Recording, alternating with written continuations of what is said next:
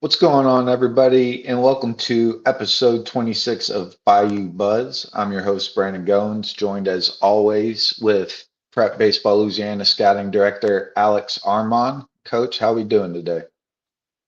Doing good, Coach. The weather's beautiful. The winds calmed down a little bit, and it's the last week of the regular season. I know. Feel like this season in the boots flown by because y'all are just a little ahead of us, so it's just crazy to think y'all are already to this point. Weather's good here. Wind has not really calmed down, but that's okay. Yeah. Um, yeah, today's going to be kind of I'm excited for this one just because we are getting close to playoffs.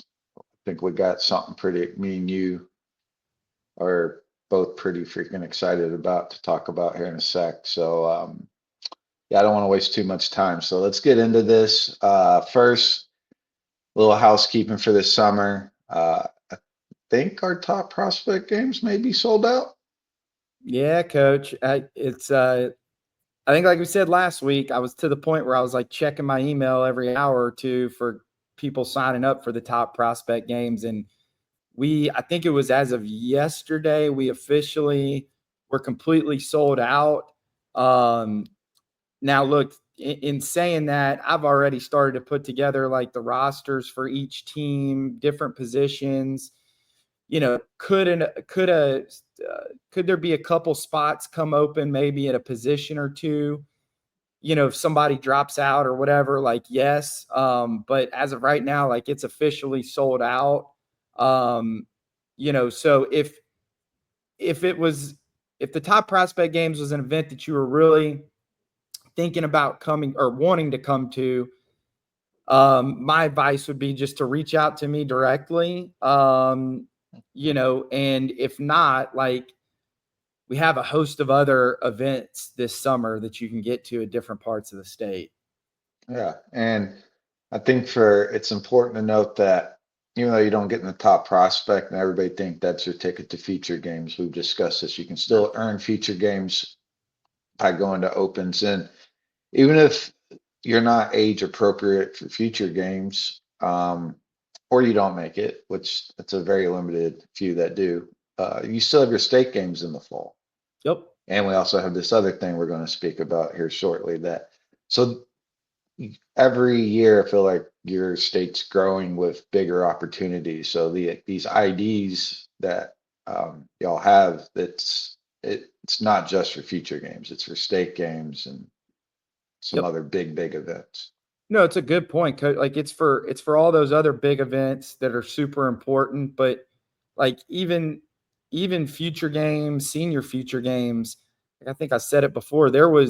I know off the top of my head, the last open event we had last summer, there were two guys that I took from that event to the future games. So Yep. like that was just the last open event.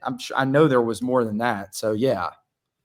Yeah, absolutely. So um that's awesome that that event's already sold out. That kind of goes a credit to the quality of the event and just everybody knows what it can kind of lend to. So Right. This is the quickest we've ever sold it out. I'll say that. And I had a feeling it was going to be yeah, quick. awesome, awesome. Well, good. Um, well, leading into that, I guess let's go ahead and do this other housekeeping announcement, which I don't want to steal the thunder. It's your state, so it's just something we're sharing together. So I'll let you discuss it, and then we'll kind of talk about it. Yeah, we should have got the drum roll audio something going on because this is a big, Should have this got is a like little Bootsy or something. Make it, yeah, you're right. make This is a it fit. big announcement. I feel like. So let's see, where do I start with this? I guess so. Last summer, we as a company at Prep Baseball, in different regions across the country, we debuted what is called our Super Sophomore Games. That is, targets players that just got done with their freshman high school year and are heading into their sophomore year of high school. So last summer was the first summer that any regions across the country did it. I think we had an East Coast Super Sophomore Games. I think you guys participated in one in like the Midwest or Central region. In Louisiana, we did not have any Super Sophomore Game offering for what would have been the 2027s last summer. With the change in the future games format with this year, I think this year is the first year, right, that we can only bring 2027s, right? You can only bring guys going into their junior year. Their junior year, correct. So there is a, like there's a void for those 2028s this year who are going into their sophomore year. You and I talked about this a lot. Our relationship, Texas and Louisiana being so close geographically, bordering state. Um, we've been talking about this for months now, maybe even a year or a little over a year, of wanting to do a Super Sophomore Games together. And like it's official, we got it done. We can say that we are going to have the Texas, Louisiana Super Sophomore Games at Texas A&M on August 9th and 10th in College Station. This will be invite only for players in the 2028 class in Louisiana and Texas. So there you have it. I think our plan for Louisiana, what we're wanting to do, and I think we'll be able to do it, is we're wanting to take two teams, enough players in the 28 class to make up two teams for that weekend. Everybody will go through a workout, and then we'll also get to play in two games against the state of Texas. So, like, I think it's cool because it's at Texas A&M, which is like Bluebell's unbelievable park and facility. Two, there's Louisiana versus Texas, right? There'll be some good like competitive spirit, bragging rights on Mm-hmm. the line. And then three, it's an opportunity for the 2028s to get their name on the map as they go into that sophomore year. And it's a way for us to really start identifying 2028s for the following future games in the summer of 26. Absolutely. Super pumped for it. Uh, Super pumped to have it at A&M. Uh, I've done a handful of events there. Doesn't get much better. Um, Timing wise, for just, yes, most college recruiters in today's world, like that age, going from your freshman to sophomore, that used to be big in the summer. They don't really have time to watch you anymore. Mm-hmm. Um, so this is a great way that at this time of the year, it's when they can start to take a breath, start looking forward. And so this is when they do start building that list, Yep. and um, it'll help identify the top guys, like you said. And then you'll have a state games later in the year. So it'll help. Maybe you've never done anything with anybody and you just burst on the scene because that's this age group. So uh, I'm super pumped. Two games each. So they're all going to be at A&M. The showcase will be A&M. We'll do that. And this first thing Saturday, then we'll roll into some gameplay Saturday evening and Sunday. So I've done it. The playing surface is pristine. So it should be a lot of fun. And I think, yeah, it'll be nice and competitive. It's fun. It's fun trash talking and getting after it. But Yeah.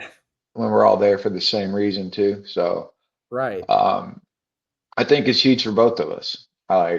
We'll announce this on for us today also. And I, I I can't be more pumped because yeah, it is weird. It's not weird. It makes sense, but we have class future games for everybody, but really this class right now, which they're kind of just in that blank, that dead space I of know. their recruiting calendar in today's world. So this kind of helps fill that void for them.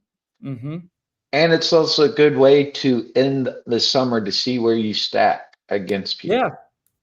And so I think it's good to get litmus tests to go best on best to see where you're. Some people think they're really good athletes and you show up like, oh, maybe. So it's just, I love the timing of it. It's a really good way to end the summer. Coach, and that's a really good point. Like thinking about it with us two states together, because, and I'm sure you see this in the states, you see this in Texas too. Like you can get stuck in your little own bubble, right? And or you think you kind of know where you stack against other players in Louisiana. But like for our guys over here, it's going to be awesome because now you're going to get to see where you stack up against a massive state like Texas that consistently produces high level players year after year after year. So there's just Yeah, there's no so many doubt. positives. Because even like last year, we did our first underclass state games at A&M Yep. University. And I remember after that event, I was talking to a handful of people, and some guys who had players are like, man, I thought he was this until I saw this. And it's Yep. just like, it's the first time you really, when they're young like that, it's tough to really get the best all in one place. Like they're always traveling all over. So it's just, this will be fun to really see where it's stacked. And it helps you and I Yeah. when it comes to telling college coaches when you can see people in other states and it helps. So Mm-hmm. yeah, super pumped about that, man. So I'm glad we were able to do it. Hutch at A&M, uh, they're the best. So pretty excited. I think you'll enjoy it. The only caveat is you have to cook Cajun food one night for me in College Station. That's That's the one that's cat easy. one. Yeah. So as long as that happens, this will be a great weekend. So, all right. I think that's it with all the housekeeping items. That was probably my favorite one we've ever done, Yeah. selfishly. But all right, let's get to what the people really care about. Power 25. Little change, not too much. Yep. Not too much this week. I say not too much. There was top five stays the same, little bit of movement within the top five. So Live Oak stays number one again after an undefeated week. Um, the the biggest change in the top five is Barb jumping up to number two. And I think this says her record's 26-4, which was correct as of Monday, but they won on Tuesday, so now they're 27-4, and I believe they've now won 21 straight games. So, I have a quick story about that, real quick. yeah, So last Friday, I drove down to Houston for a big matchup between Lutheran South that's right. and Kincaid, and it was senior night. Um, and so you know how senior nights work. People walk out. There's always a little snippet on the player, maybe his family. And the amount of kids who said their favorite baseball moment at LSA was their trips to Louisiana. No joke. Yeah. Well, I mean, high school baseball, you don't always, not every school gets to do the overnight stays and all that. True. But, and I think just, I've watched so many games from afar through your phone, I feel like, of bar, good atmosphere. And they also had a pretty good year, pretty good Right. trip there. But yeah, I told a couple of people, I was talking to somebody, I was like, they've won like 20 games since that weekend, right? Like, are you Right. sure? Like, they haven't lost. Yeah. So that was a little, that was pretty much, I would say, three-quarters of LSA's varsity's like favorite baseball memories were their trips to Barb to play in that tournament. So Wow. That's pretty cool, man. I look, they to your point, they had like there hasn't been a hotter team, I would say, in the state. And the fact that let's see, yeah, their last district game is today against Southside. If they beat them again for the second time, they'll have gone undefeated in district. Um, they're yeah, they're definitely the hottest team, I would say, going into the playoffs. One of the hottest teams. The other one, Coach, North Shore's back in the top 10. They're 26-4 as well. They got a good one tonight against Slidell, good pitching matchup. But the other one, and we've talked about them the last couple of weeks, they kind of keep just creeping up, is West Monroe at 11 at 20-7. They're another team that's been playing their best baseball as of late over the last couple of weeks. Wouldn't shock me to see them make a run. Get that And then we Northern had two. Louisiana. Yep. Just Yeah. keep Yeah. And then the two new teams in the top 10 at the end there at 24 and 25, Dutchtown and Zachary. Both of them have been playing really good baseball over the last couple of weeks. But They both have been in it this year, right? they At one have. Yep. point, okay.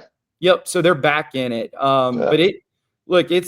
it's all like, I think we talked about it a couple of weeks ago. Like, it's really like taking shape and form. Like, there's not, this coming Monday will be our last update to the Power 25, because then the playoffs start and the real fun begins. So yeah, I'm not too much movement.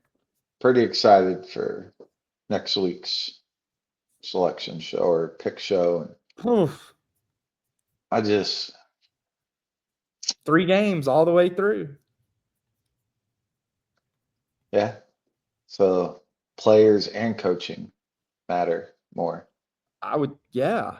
Like, I'm really interested, Coach, to see how many teams, right? Like, if you're facing a really good number one, right? Do you burn your number one against them like, I'm And see that interested. that's all we do in Texas is that for the most part till you get to the state tournament.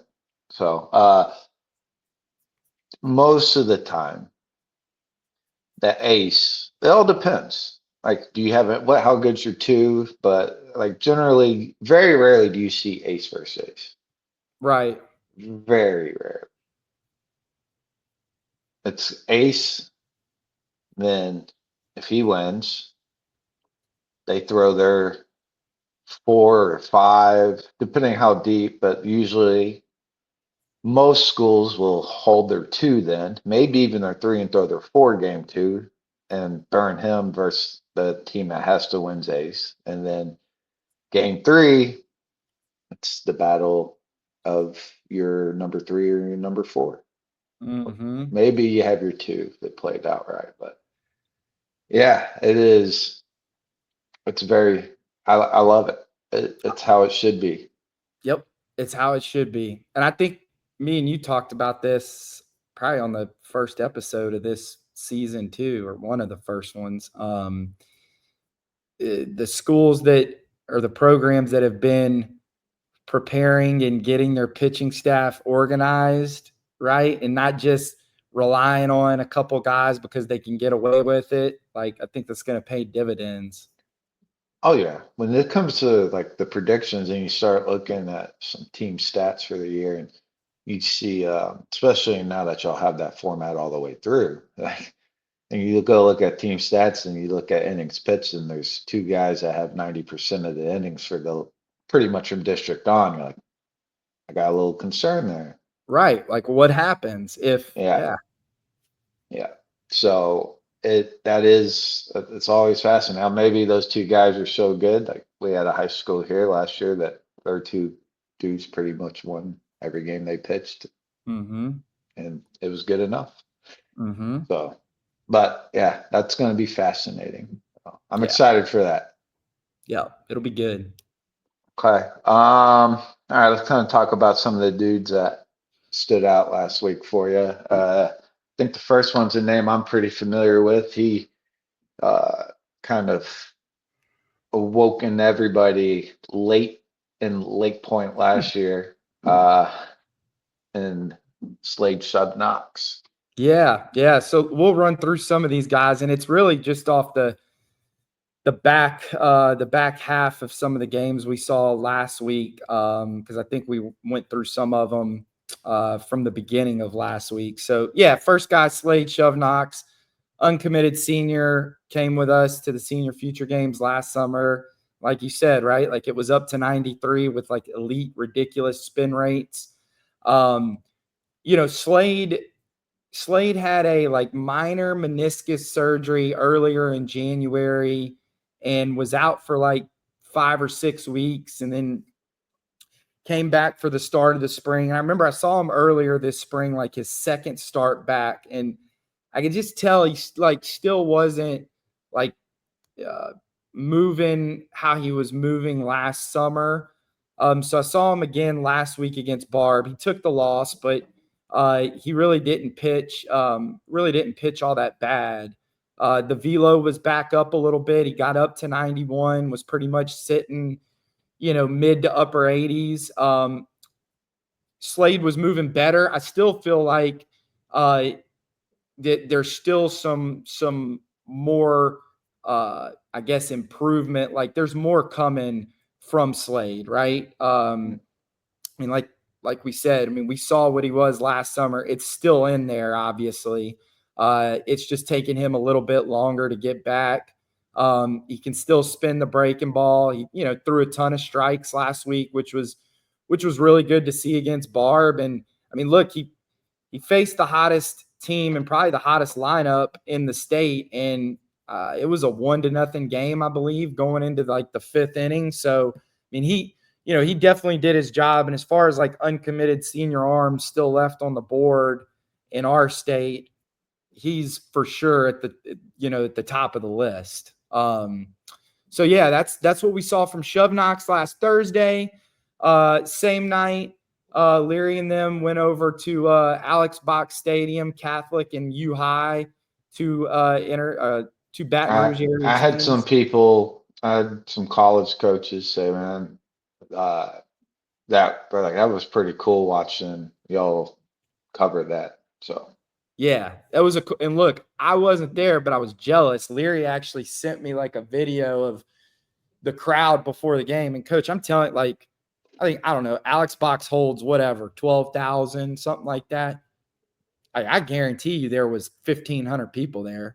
Like, it was rocking. He said they were tailgating before the game. It was awesome. So, uh, Catholic jumped out to an early lead. U High ended up tying it at 8-8 in like the fourth or fifth, and then Catholic ended up winning 12-8. Couple of guys that had standout games. Two seniors for Catholic. Andrew Klipinski, the LSU Eunice recruit catcher, he's just continuing to do what he's always done, and that's like show up in big games. And whenever a big hit is needed, it seems like he always comes through with the big hit for Catholic. Did it again last week. I think he finished 3 for 4 with a double. And then Noah Lewis. So Noah Lewis, the Louisiana Lafayette recruit, former future gamer. He's a guy started out hot. Then I think he hit a little bit of a rough patch, but he's gotten out of that, and he's been playing really good here as of late. And I feel like whenever, like, you've got Klipinski, who's like just this consistent, steady Eddie, but when you've got Noah Lewis really setting the table at the top of their order, man, when he goes, I feel like that Catholic offense just is clicking on all cylinders. And Noah, I believe, had a 3 for 5 night. He actually got robbed of a fourth hit. And what was good to see from Noah, kind of like a lot of young hitters that we see, is he was driving the baseball back through the middle of the field. And whenever he's doing that, you know that he's like in a really good place. So it's good to see those two guys. Catholic's been playing well. And then U High. They're a team defending state champs at that select Division III level. They've had a really good year this year. I'll get to see him tonight.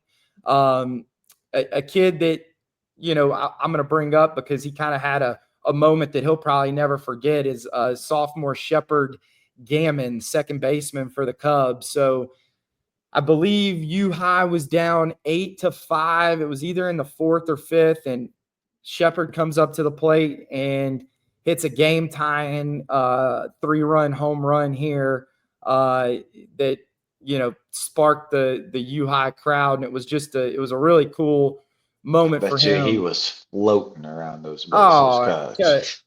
had to have been, right? Like, had to have That's been. awesome. Yeah, so like that was awesome to see from them. And like I said, I'll get to see him tonight as well. I'm excited to see him. So Last guy I'll talk about from last week. So last Friday, we went over and saw the Turlings Catholic St. Thomas More district title game. It's really cool. There's only a few districts in Louisiana, Coach, that do this. So their district, I think it's District 4, 4A, they decide their district champion by having a district tournament, double elimination at the end of the regular season. There's only a couple of districts that do it. I think it's pretty cool.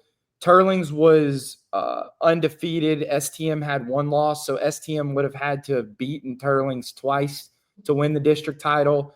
Turlings ended up winning the game, and a big reason why is because their junior left-hander Dylan Helms was just really, really good. The velo, the velo was like 81 to 85, but man, he truly pitched. He just lived on that outer half with 3 pitches for a strike in any count, and got the win for Turling. So their district He's going to throw harder. Yeah, and he's going to throw harder. I actually think he's young for his grade as well. That was nice. Yeah, absolutely. So look, Coach, you got Turlings. That's why I'm so high on them. Like, you got your boy Evan Vincent, you got Dylan Helms, and you got another couple sophomores in Lincoln Guillory, who's been like this in this closer role for them. And then you got 6'4" Isaac Boudreaux, who I saw up to 88 last summer. Like, they're in good shape. Can I say something? Yeah. That district tournament's stupid. As in? That double elimination to discern. Then what's the point of playing the regular season? All right, and I don't know if you know this, but with our power ratings, yeah, I know that. District champions don't matter anymore, regardless. It just doesn't matter. That's like telling LSU the SEC championship doesn't matter. Right. I mean, well. Yeah. Yeah, no, because in college baseball, if you win your conference tournament, you get an automatic bid. Not that, yes, but the SEC level, like. Right. I guess what I'm like in Louisiana, it seems like what their district has done. So theoretically, you could go and I don't know how many regular season district games they played. Let's say they played 10. I'm just going to say that. They go 0-10, but win that tournament. Mm-hmm. They could power rating. They may not get in. Correct. Has nothing. I know. Has no. Now that I would even say that makes that even dumber now that I just framed it that way. It looks like what they've done is like they do this district tournament the last week of the regular season. So I feel like all the teams in that district, they basically don't schedule any other regular season games and say, hey, this is how we're going to end our season before the playoffs is a district tournament. We know we're going to at least play 2 games. So, yeah, district champs mean nothing over here. 0. I bet you a lot of high school coaches beg to differ.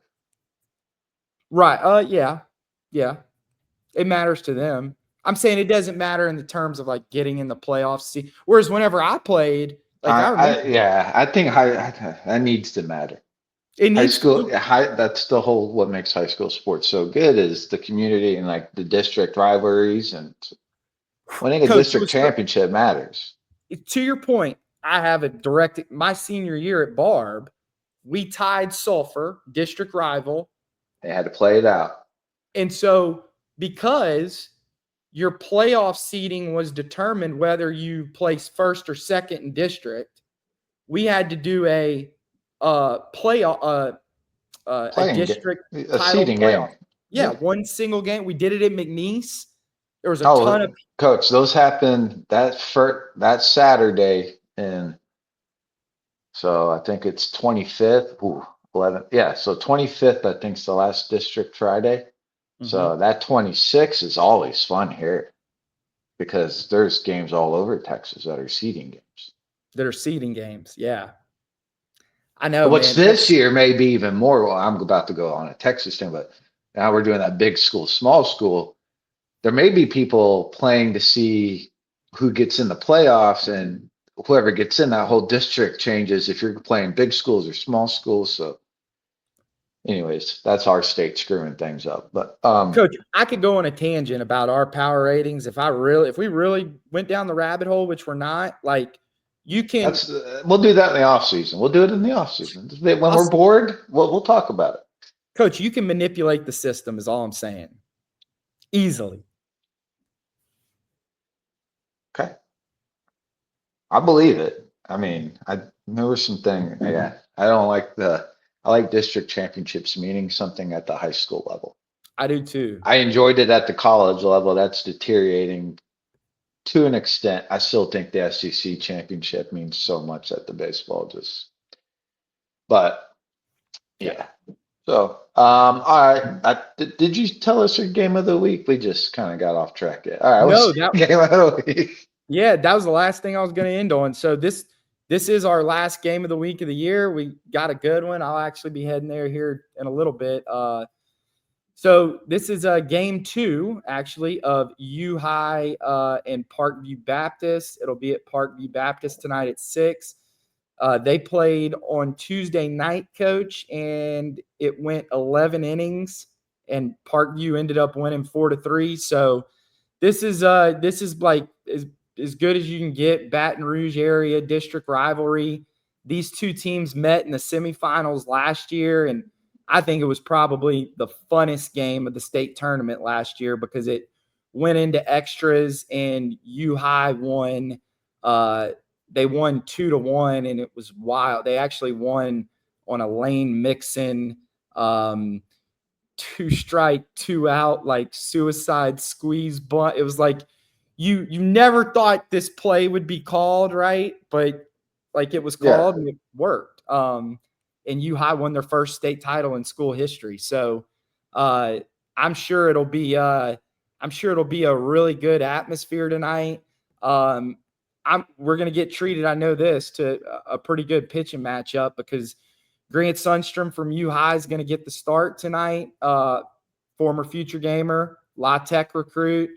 We talked about him a couple episodes, right? Yep. So, like, super excited to see what Grant looks like tonight in a big matchup. And then Parkview Baptist is going to send Cade Durbin, another former future gamer, Louisiana Lafayette recruit, kind of a TrackMan metrics darling, right? He's got a lot of stuff working for him.